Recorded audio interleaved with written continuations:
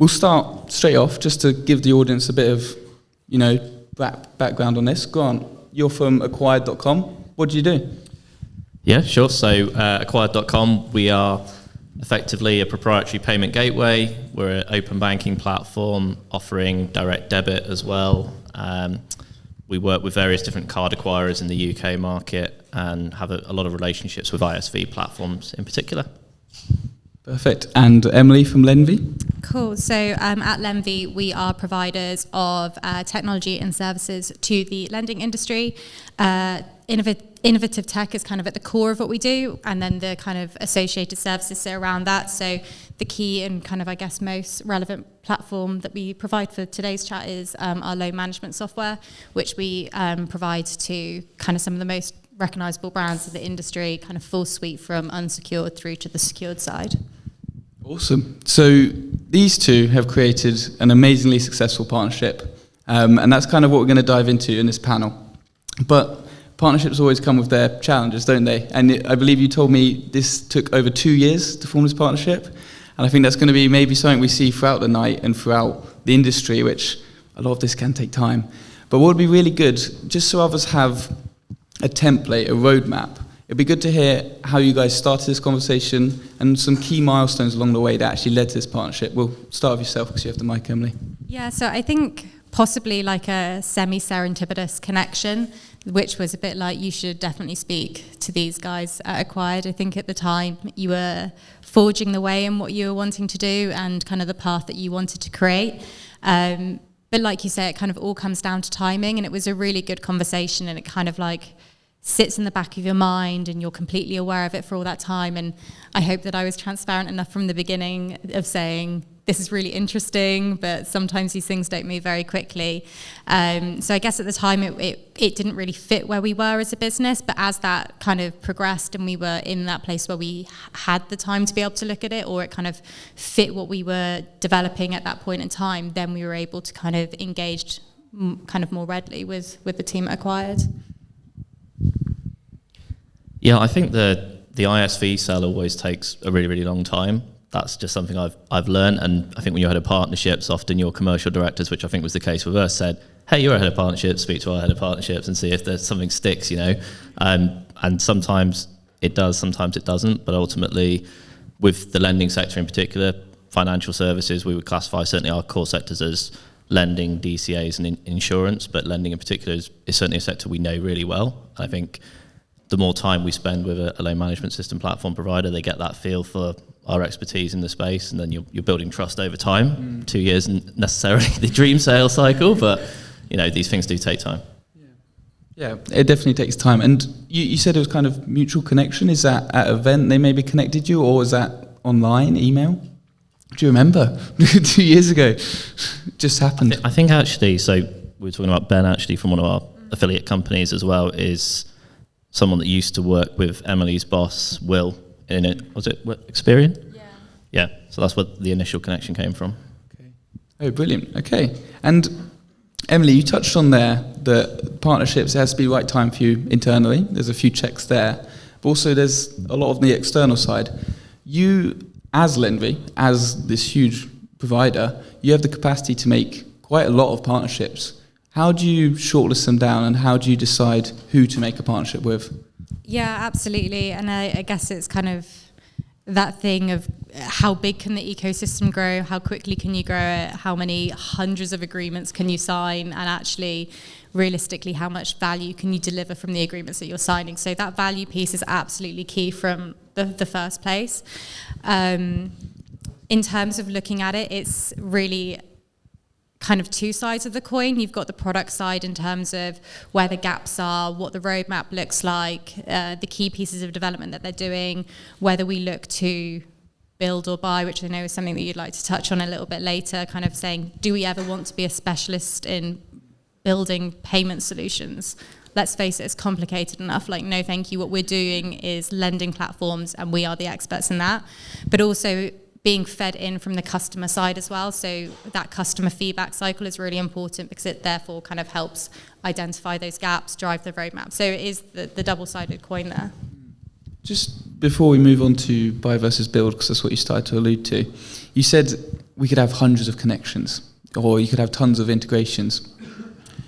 Do you think partnerships are becoming more valuable today, or do you think they're becoming more diluted? I think there is certainly an element of dilution when you see a lot of businesses who are able or promoting kind of partnership after partnership after partnership, and it kind of, what does partnership really mean to that business? Does partnership mean having a kind of 360 flexible ecosystem where they're always the core, and actually what they're able to do is kind of hands off to their customer to let them make their own decisions and integrate with whatever they want, which certainly works for some businesses? Or where the value chain sometimes comes from is an actual partnership where you're working towards kind of a mutual vision, there's true alignment there, and you're actually offering something different in the market, but together they're kind of the sum of the two. What's that? What's the shortening? I've lost, the sum of the two. Anyway, where the two systems together are obviously more valuable than one. You know where I'm coming from. Which is kind of where we've come to, and with the acquired piece, and we looked at what our visions were in terms of being the experts in lending, and when we go to our clients, we want to feel that we can take partners in with us who really match that vision and can kind of stand up and have their own authority and have their own expertise in the lending industry, which is something really unique that you're able to offer. And then building on from that point of kind of what we alluded to before, so you've posted about this recently, and you think you said you did a podcast as well, but how do you feel firms need to best address this decision of buy versus build? Because there's always the option to maybe take the longer route, but maybe the more profitable route in the future of building, or there's this option of quick wins and buy, and actually you might completely contradict me there and say there's different situations. But yeah, so we did a podcast with Sam, actually the head of product from Lenvi, and it's something very close to his heart in terms of breaking down build versus buy. But I think in payments particularly, there's been a common trend with platforms where a customer brings an existing payment company to the platform and says, if you want to work with us, you've got to integrate into that payment company. I think what we're trying to do is flip the narrative back. If the payment stack is strong enough for the embedded platform to actually say, actually, you need to look at our existing payment stack. We feel we've got the Apple Pays, the Google Pays, the open banking, the direct debit. We future-proof that stack. And with a platform like us, we sit the more legacy card acquirers behind that. So you have your WorldPays, your Barclaycard, your CardNets. There are other platforms that are going all in with Stripe and Adyen, but you've got to take that full stack solution, and that would generally mean a new integration. So we kind of overlay that with the front end technology, whilst giving supplier choice sitting behind that as well. And I think, if you're talking about not Lenvi specifically, but other platforms we've worked with, like I said, I've come across some and they take 3-4 different payment integrations that they're doing every single year. That takes up a huge amount of roadmap. So for me, that's the biggest argument probably around buying and having someone else maintain that payment stack for you, so that you don't need to feel like you're reactively integrating a new payment provider because they're saying what you have already isn't good enough for their needs, basically. Sure. And how much focus would you put on the initial decision, and when would you start to look out into the market? I know maybe this is opposite perspective here, but... Well, look, for Lenvi it was 2.5 years, so that's... I would say, there's rigorous RFP processes that take place as well, certainly in that buy side of things. We've all been part of RFIs leading into RFPs, and then eventually a decision's made, but it's not a decision that should be taken lightly. And I think you need to look at what your customers are actually asking for, so making sure you're aware of the future trends of a specific product that you're looking to buy. And payments, I think, changes all the time. Like, I've been in payments for 15 years, and it's such an innovative sector. There's always something new, whether that's compliance, product, Pay by Bank's the latest one that's challenging cards for instant account-to-account payments. There's always something new on the horizon, and I think if you are building, you've got to keep up the speed and pace with that industry as well. No, I don't think so. No, I'm just, I think also, I guess the complexity of it, exactly like you say, choosing the provider is absolutely critical. The complexity of what you're building and understanding, again, this is where partnerships is really important. That kind of jack of all trades, master of none. I think as an industry, we're moving away from that now. I think everybody is aware that there are kind of new innovative products that are really focusing in on being kind of the best in breed in their own particular tech, and actually being able to bring those things together to create kind of strong customer experiences, rather than going, oh, payments, like, yeah, absolutely, we can do that, or we can do that. Like, we're never going to be a payment gateway. Well, I say that now, we might be one, who knows. But yeah, the complexity of it as well kind of really does influence that decision. Okay, and it's really nice to have that view of the industry, of how you say go about buy and build and choosing partners. Now let's kind of dive into your partnership more specifically. So Lenvi, you're going to a financial institution. How is your proposition now stronger with the acquired partnership behind you? So I guess the way that I like to think about it is kind of very much focusing in on that kind of expertise thing. When we look at ourselves as a business, we like to kind of back ourselves as the experts in lending. We have a huge kind of history in the business and a huge amount of kind of talent and knowledge and loads of R&D in that space. And for me, when I'm looking at partnerships more kind of from that commercial aspect as well, is being able to, like I said, go in with a partner that we feel really matches that. And also I definitely think that it allows us to kind of provide that almost bespoke consultancy experience for a smaller customer who potentially doesn't have the scope to be able to pay for a consultant to come in and advise them of what this ecosystem looks like. We can say we have these partners and we trust them to give you honest opinions. And I've seen that in conversations with acquired, and a customer has asked about a product and you've sat there and you've openly said, I don't think that works for you. And for me, that's actually really refreshing, and that's a win point for me if our partners are saying, that's a really nice idea, but it's not going to work. That's not going to be your best route for that. And Grant, I guess on the flip side, how does this partnership with Lenvi help you reach more financial institutions or reach them quicker? Yeah, look, I think we've got a partnerships team and we've got a direct sales team. When you look at when an ISV does embed a platform like ours, you've suddenly got access to hundreds of customers that now sit behind the curtain of the ISV platform integration. I think it cannot be underestimated how much influence an ISV has in end customer's decision making now, to the point where we've got large legacy bank-linked acquirers that want to know they want to work with us, but they want to know specifically which ISVs we're working with, because they know it might take them years to actually engage that ISV, win a tender, and then become embedded within that platform. And it's much more likely than that someone wants to change their payment provider than their loan management system platform, probably. So it makes it a much stickier, opportunity for us in terms of, we call it the one-to-many approach, but one integration then allows us to speak to potentially dozens, hundreds of customers, depending on the platform specifically. And obviously the direct team get very excited about that instant access to market. But it is a long grind process. And I think fundamentally, flipping back to the question around partnerships in general as well, sometimes there is a bit of an education piece that you have to engage with C-suite to understand that the reason the sales cycles can be so long in partnerships is because that decision is then the platform saying, we now trust you to go and speak to all of those customers. And I think with Lenvi, to Emily's point as well, in terms of us being subject matter experts, we're not a platform that's targeting 5, 6, 7 sectors. We have 3 core verticals, which would be lending, FI generally, ticketing and retail.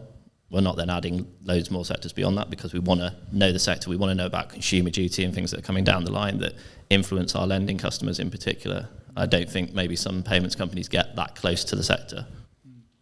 Okay, it's really interesting. So Lenvi, you can come as this complete solution, and acquired, you can have the one-to-many approach, which is a nice way to put it. And if you were to flip it on the other angle, you've slightly mentioned some of the short-term benefits maybe, but what are the overall benefits for a financial institution? I'm a bank. I could partner with you, and I could partner with you.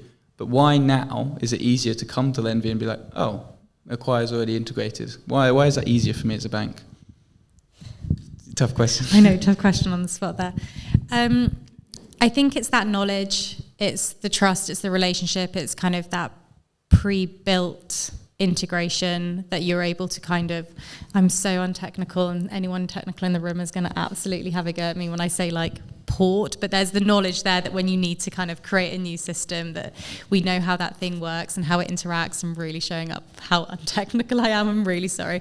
But I think that that's where the value comes from in that instance, is kind of being able to go in and have something like a suite of products where it's like, this is your core, these are the fundamental things that are extensive services that you need in that core, and actually this is how we do it here. So they don't have to kind of add that thought process into the buying journey. Are you any more technical than I am? I think I'd just say, with payments, because we're maintaining and managing that payment element of what Lenvi's customers are looking for, as we add product and technology to that, yes, there might be a version update that needs to be rolled out for that customer. That can also be a selling point to Lenvi. If you've got a customer that's been really dragging their feet around a version update potentially, and then they've also at the same time been saying, we've been dying to have Apple Pay and Google Pay on payment links, you roll that up into the version link and say, yes, you can have that now because Acquired has delivered that for us, but you're going to have to upgrade to the latest version. So it can actually be used to power blockers that you might be seeing in other areas as well. That's quite often the case with payments because there's always something new and shiny on the shelf that they might have heard about or read about, and you can use that to your advantage. Okay, perfect. And I feel throughout this you've said a lot of compliments to each other's companies. They represent the brand really well, that's who we like to work with. These are all the green flags I guess we're looking for in a partnership. Could you tell me, maybe not about each other, maybe about someone else, but the red flags you kind of look out for? You maybe have a discussion and you're like, oh, that's someone I don't want to partner with, or the challenges you may face in that partnership process. And please be as bold as possible here. So I think partnerships is still in its infancy as a function. There's still a lot of businesses that are quite scared of what it truly means to enter into a partnership. That transparency piece is absolutely critical. If you can't be transparent with a partner, don't do partnerships, because you have to be open, you have to be honest, there has to be trust in that relationship. An absolute red flag is if you don't feel like there's any level of transparency. And the second one is if you really can't see the win-win alignment. If you can see that somebody wants to partner with you because there's a huge amount of benefit for them, but you can't see how it rolls into your business, then again, it's not a partnership, it's more of a kind of, you could call it a partnership, but it's more into that supplier relationship there. That definitely has to be two-sided, I think. I'd say don't undervalue your own product as well. We've had some partners that has always been about price, and we might be giving them the best service in the world, but all they ever come back to us and ask for is, we've got this price elsewhere, and we know that might be with a competitor of ours that we don't feel offers as good a service. We've had partners that have then wanted to come back to us, and some we've maybe wanted to bring back in as well, and we've had some we've said, thanks but no thanks, because the long game you play is all about that price point in the market ultimately. I think understanding the TAM, or the total addressable market of that partner, is really important as well, and that's more for us as partnerships managers or head of partnerships to be able to then take that up the line to show the value of the partner to the powers that be within our organisations as well. I think, again, a partner that won't allow you to forecast, so they're not going to tell you who their customers are, what the addressable value might be. It makes it very hard for us to actually put a revenue number against what that partner might look like, which is ultimately what our commercial directors care about, to be honest. That you can sign partners and you can do a nice bit of PR around it, but you still either have to drive tangible value to help your end customers, or you have to drive revenue from those partnership streams as well. And I think that's sometimes where partnerships can fall down, because you have the nice shiny stuff and you go out for the dinners and the events and things like that. People sometimes see partnerships as being about, but actually we still need to drive revenue ultimately. And I haven't prepared you for this question, sorry, because I've just thought of it. But we have quite a few smaller fintechs in the audience. So they're small teams, 5, 10, and they haven't got a partnerships manager yet, but they might be looking to get one in the next few years. Now, you've talked a lot about what you can do as a partnership manager, but as a person, if you were to hire a partnerships manager to work with you, or someone's hiring you, what qualities and skills do you look for? Yeah, I didn't prepare you for this one, so.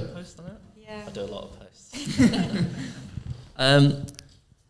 Look, I think they've got to be multitaskers. I think some of the best partnership managers that I've brought into teams have come from other departments. You've got to wear a lot of hats as a partnerships manager. You're operating across marketing, finance, dealing with direct sales team that sometimes see you as a threat rather than an actual, someone that's a collaborator and can help them to win more business. So being able to juggle a lot of things at the same time, I think the post you mentioned actually might have been, me talking about 10 to 12 different metrics and considerations that you have to have when you're actually managing a partnership ecosystem within an organization. So yeah, definitely the multitaskers. Empathy is always a good one, but they've got to be able to flip that the other way when those aggressive partners that want the massive price reductions are coming to the table as well. So yeah, I would say the multitasker, that's the main one for me. Jack of all trades. Yeah, I think it's a really interesting point, isn't it? Because you have to act on both of the behalf of your business as well as kind of being the advocate for your partner. So sometimes you can be in quite tricky situations where you're having a difficult conversation because of your business, but you can kind of see it on the other side because you're all in partnership. So it's sometimes a weird little road to navigate. I would totally echo all of those things, and I think my comment on that post was something to do about curiosity, just somebody who kind of likes to get their nose in a lot of things and really likes to get involved in the business in multiple different areas, again, echoing what you said, product, marketing, tech, and just being able to kind of bring all of those things together with the third party. No, it's a really nice way to put it. And I'll hold fire for my questions. I've got a few more, but I'll pass over to the audience. Does anyone have any questions you want to ask, maybe specifically about this partnership or wider? David?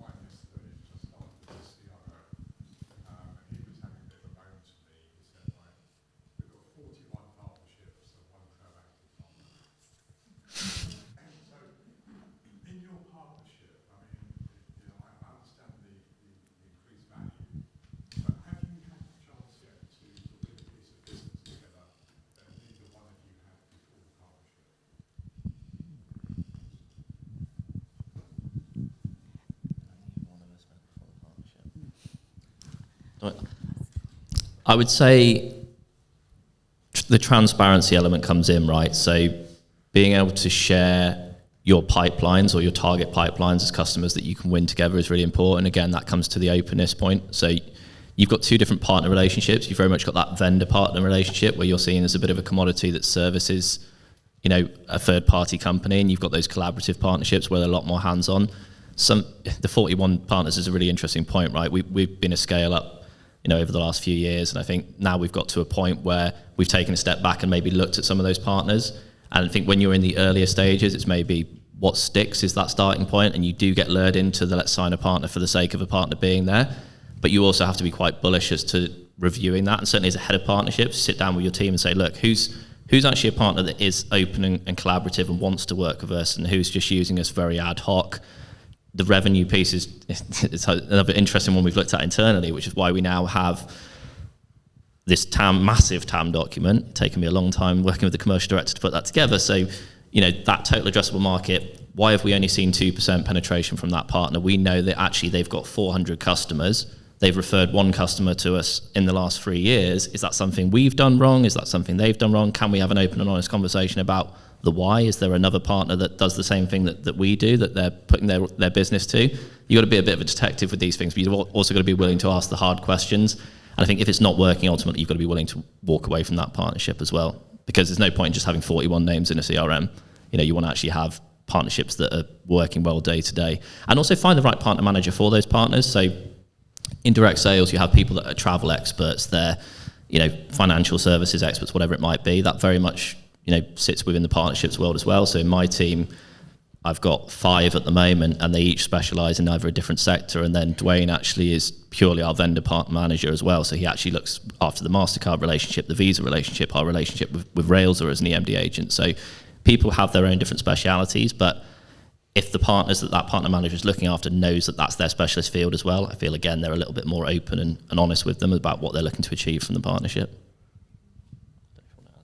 Yeah, I don't have a huge amount more to add other than that remediation piece at the beginning. So when I came into this role, I joined a business that had partnerships everywhere, but wasn't really too sure what partnerships meant for them, but they knew that they needed to do it. So there was a large piece of work at the beginning, which is kind of going through, doing a complete review, making sure that you kind of embed yourself, speak with everybody, understand what the value is, be able to kind of, if you can't communicate it clearly, then that's possibly someone that you need to, drop down the list or maybe reterm, because there'll be a lot of people that call suppliers partners or clients partners. So again, what partnerships means to a business is a really important kind of foundational step to being able to drive it forward as well.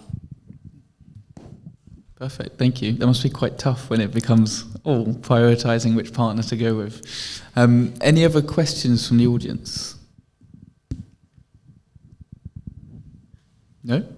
Oh. No. Okay, cool. We'll start to wrap up there, but what might be nice, just to end on, do you have any final words of advice or any resources that you actually use that help you within this partnership as well?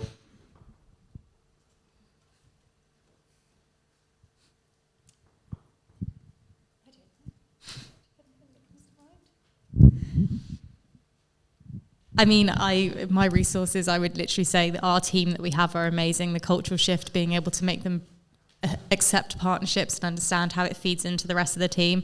I'd love to sit here and tell you about a million podcasts, but I'm on that journey myself. I think I have so many sat in a folder on my browser bookmarks of all podcasts to do with partnerships, but I've really not dedicated enough time to listening to them yet. So any recommendations from anyone in the audience to kind of keep me sane working at home would be much appreciated. Yeah, I would like to think a room like this, most people on LinkedIn. I think there's some really great partnerships leaders that are starting to find their voice. So Greg Portnoy from Euler is a massive advocate for the world of partnerships, certainly on LinkedIn. He posts some great stuff. You've got Scott Pollock from Ferneo as well. He was at American Express for years. So these people that are really, I guess, driving that voice for partnerships and explaining the value that partnerships has within, an ecosystem in most organizations, that they're out there now, and we're getting a little bit more bullish, I guess, in terms of putting numbers behind that and different approaches behind that as well. So certainly LinkedIn is a fantastic resource. Well, thank you both. Can we all please join and give a round of applause?